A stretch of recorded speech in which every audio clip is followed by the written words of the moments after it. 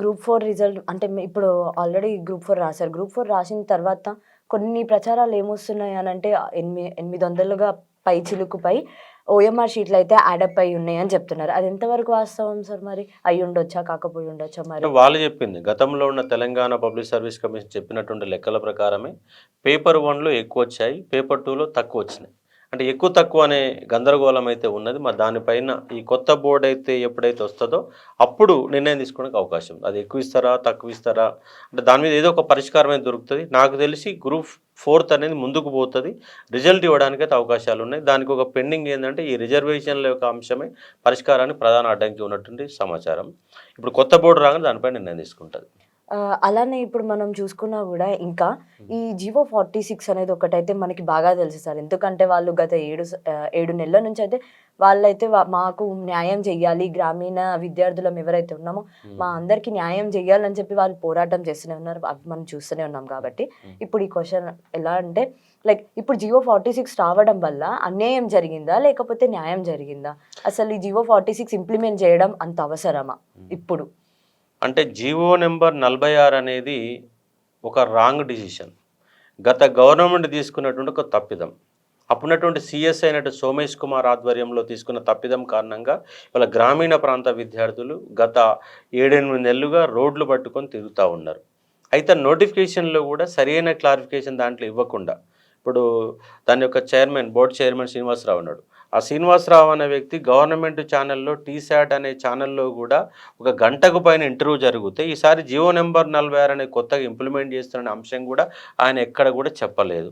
నోటిఫికేషన్లో ఒక సింగిల్ లైన్లో ఇచ్చేసి ఇవాళ పిల్లలందరినీ కన్ఫ్యూజ్ చేసిన ఒక పరిస్థితి.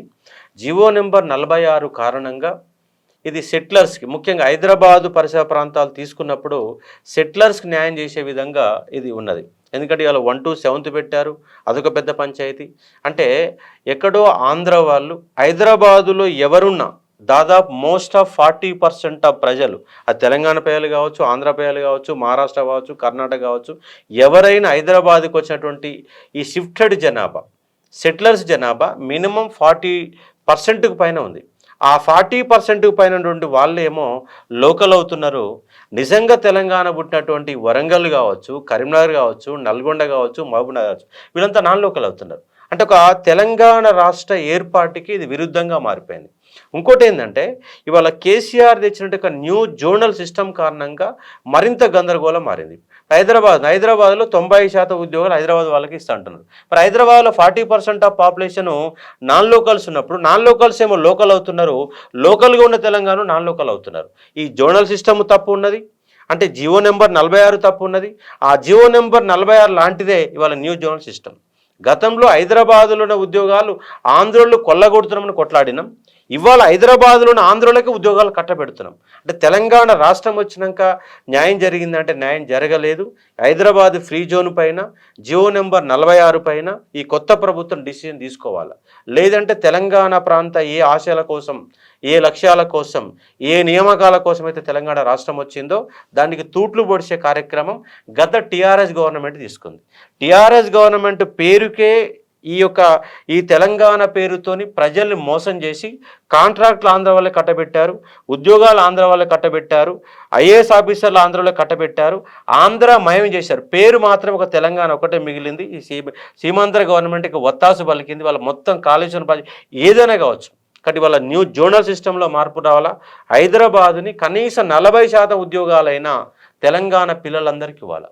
వాళ్ళు ఏమంటున్నారంటే పాపులేషన్ బేస్ మేము తీసుకున్నామని కూడా వాళ్ళు చెప్తారు. మరి పాపులేషన్ అంటే ఎవడున్నాడు? హైదరాబాద్లో ఎవడున్నాడు? తెలంగాణ బిడ్డలు ఉన్నారా?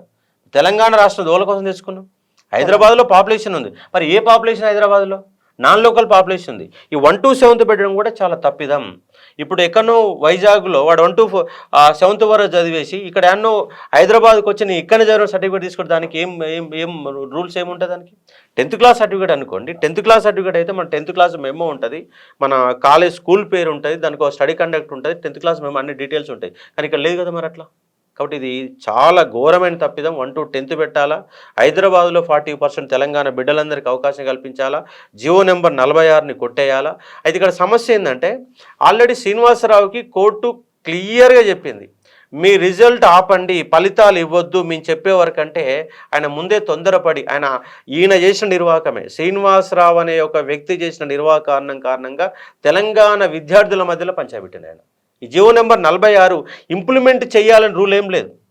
అట్లంటే ఇప్పుడు ఎస్పీఎఫ్ ఉంది, ఎస్పీఎఫ్లు ఎందుకు చేయట్లేదు? మరి టీఎస్సీసీ కానిస్టేబుల్ ఎందుకు చేస్తున్నాడు? ఎస్పీఎఫ్ కానిస్టేబుల్ చేయాలి కదా. ఇంకో రకం కానిస్టేబుల్ ఉంది, దాంట్లో అమలు చేయట్లేదు. చేసి అన్నింటిలో చేయాలి, కొన్నిట్లో చేసి కొన్ని చేయకపోవడం ఏంది అంటే ఈయన చేసి తప్పడమే కదా. జీవో నెంబర్ 46 అమలు చేయాల్సిన అవసరం లేకున్నా దాన్ని తీసుకొచ్చి పెట్టాడు. మరి పెట్టాలంటే ఎస్పీఎఫ్ పెట్టలేదు, ఎందుకు పెట్టలేదు? మరి పైగా టీఎస్పీసీ కానిస్టేబుల్ అంటేనే నువ్వు ముందే చెప్పాల్సింటివి. సివిల్ కానిస్టేబుల్ లాగా, ఏఆర్ కానిస్టేబుల్ లాగా ఇది కూడా జిల్లాని, ఏ జిల్లాలో పోస్ట్ ఆ జిల్లాలో ఎందుకు చూపెట్టలేదు?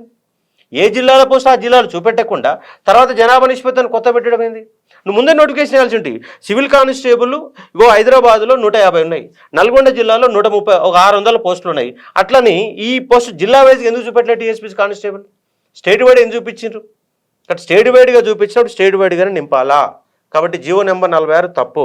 అయితే ఆల్రెడీ రిజల్ట్ ఇచ్చారు కాబట్టి వాళ్ళకు ఆల్రెడీ జీవో నెంబర్ 46 ఇంప్లిమెంట్ కారణంగా కొంతమంది విద్యార్థులకు ఆల్రెడీ ఉద్యోగం ముందు కనబడుతుంది, రిజల్ట్ ముందు కనబడుతుంది, వాళ్ళకు ఉద్యోగం వచ్చిన లిస్టు కనబడుతుంది. కాబట్టి వాళ్లకు న్యాయం చేయాలా? ఈ ఒక్కసారికి జీవో నెంబర్ 46లో భాగంగా అన్యాయం జరుగుతున్నటువంటి విద్యార్థులైనటువంటి 46 అమలు చేయొద్దని కొట్లాడుతున్నట్టు వాళ్ళకు కూడా 2000కు పైన ఉద్యోగాలు, 2000కు పైన ఉంటారు దాదాపు. నాకు తెలిసి 2000 నుంచి 3000 మంది బాధితులు ఉండడానికి అవకాశం ఉంది. ఆ 2000 నుంచి 3000 ఉద్యోగాలని కొత్తగా సృష్టించి వాళ్ళకి అవకాశం ఇస్తే ఈ యొక్క సమస్య పరిష్కారం అవుతుంది.